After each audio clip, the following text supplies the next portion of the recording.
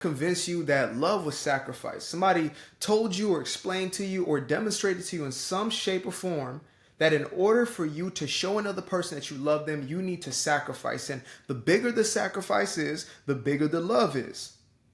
Am I wrong? I mean, just look at the way that we, quote unquote, demonstrate love to each other, right? I'll give anything up for you. I'll give you all of my life. I'll give you all of me, which really translates to I will neglect my own emotional needs in order to satisfy you, hoping that you will return the favor and fulfill my needs. Well, guess what? That right there is a losing equation every single time. Yes, I said every. There's not sometimes when it works. It just feels like it works. It's kind of like not even a placebo, because that is technically still doing something. This is kind of like saying to yourself, "Ooh, I am starving right now," and you go and eat something with zero nutrition, right? It's a straight facade. You're gonna be hungry 7 seconds later, and you know it. And that's exactly what this external validation has become for you. The reason why you self-sacrifice, it is literally a nutrient-free substance that you consume, knowing good and damn well that you're about to go back out there and look for some more and look for some more and look for some more. I'm telling you right now, I know it because I know it. I know it because I showed it.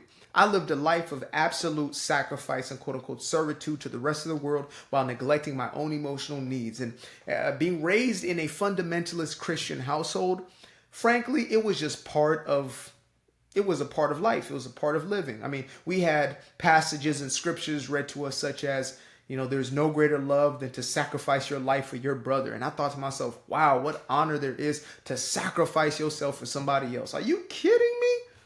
That's love? No.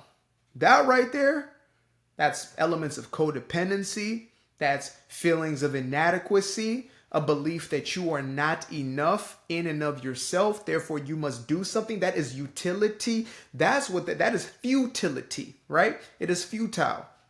That's going to end up in disaster every single time. I've never seen a single situation where somebody self-sacrificed all their life and it was of benefit, right? Now, you might have thought from the outside because you were receiving from this person or you saw somebody else, quote unquote, receiving. But internally, that person was becoming bitter and resentful because those are hand in hand with that people-pleasing, self-sacrificing type of mentality.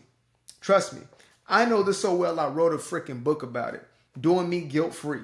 Because so many of us live in the state of feeling a sense of guilt. We feel as if something is wrong with us.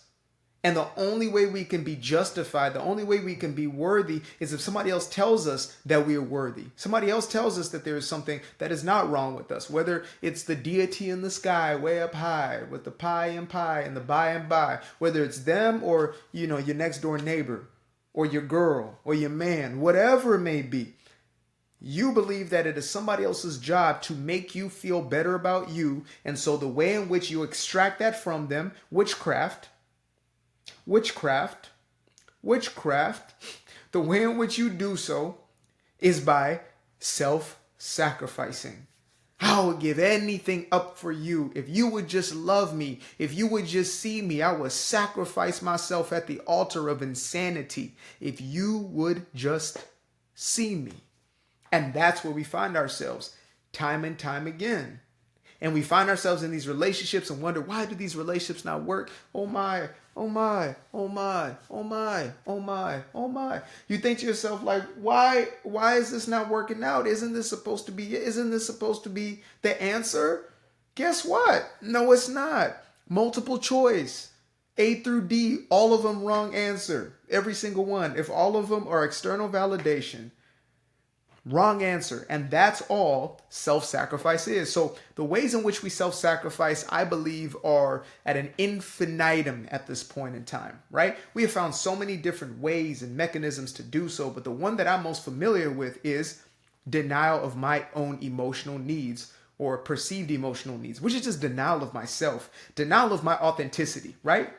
So I show up in a relationship and I say, look, in order for this to work, or I am willing to do anything to make this quote unquote work, right? So first I'm going to attract somebody to me who is my opposite, right? Somebody who doesn't resonate with me, somebody who our communication isn't the same, somebody who doesn't have the same directedness in life as me, right? Because I don't believe that I deserve somebody who is actually in simpatico and resonance with me, but that's a story for another time.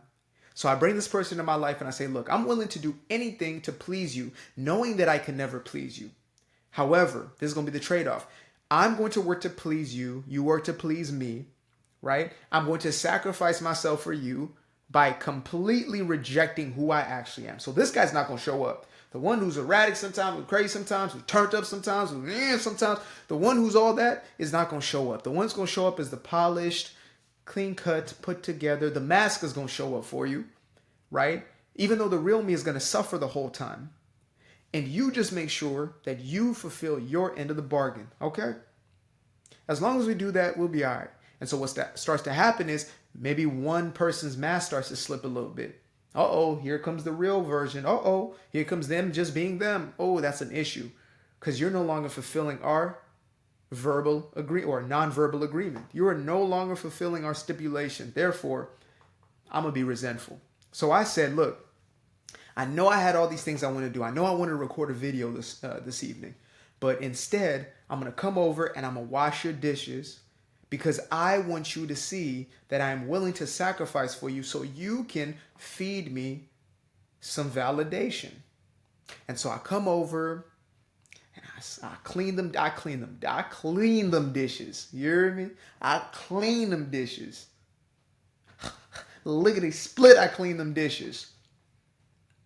And then, all of a sudden, I get no response, or not the response I'm looking for. I'm looking for thank you. I'm looking for fireworks like Katy Perry, right? That's what I'm looking. Show me where your fire bursts. I don't even know what the lyrics are, but I'm looking for fireworks. And you meet me with a maybe, thanks. Oh, thanks for, or maybe you meet me even worse. You say, oh, could you make sure that there's no extra stuff on this? See, now I'm livid. Now I'm hurt. Now I'm resentful and bitter. Even though it was me who did that in self-sacrifice for you so you could tell me or give me the show and parade that showed me that I'm valid and enough. Instead of just going to record my damn video. Like, that's what we do all day long in these relationships. And we wonder why we want to pull our hair out if we got any left. If we don't, the eyebrows maybe. If you don't got those either, then you're clenching your teeth. If those are gone, then damn. That's tough. The gums, at least. They got to be the gums. Okay, maybe there's not that. See, somebody's going to be offended. You're going to send it to your cousin and say, look, see, I told you about this guy. I told you this guy was off his rocker. All seriousness, though. We really need to come back to a place where we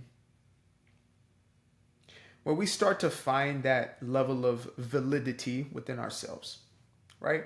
That is the simplest solution. And I've devoted my entire life to this because I've realized that freedom is an internal experience.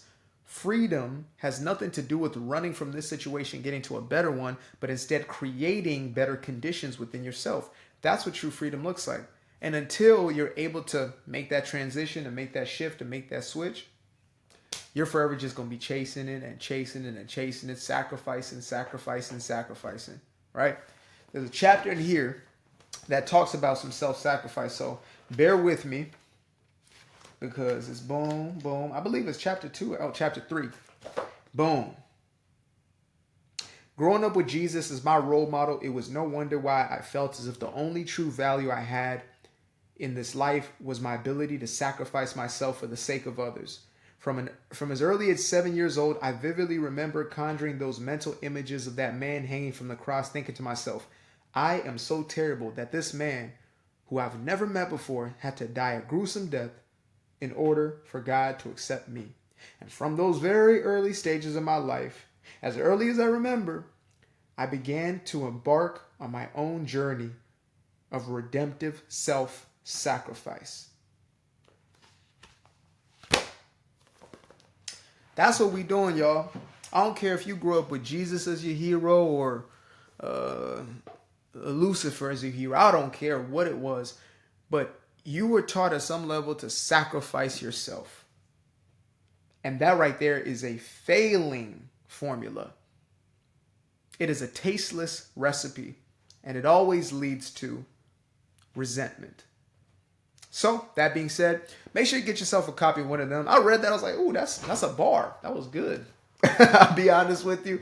This thing wrote itself. I mean, it literally channeled, not like today's day and age. You got people with the AI and stuff. No, I actually wrote this and sat there and typed the words because I enjoy the process of writing like I do in teaching.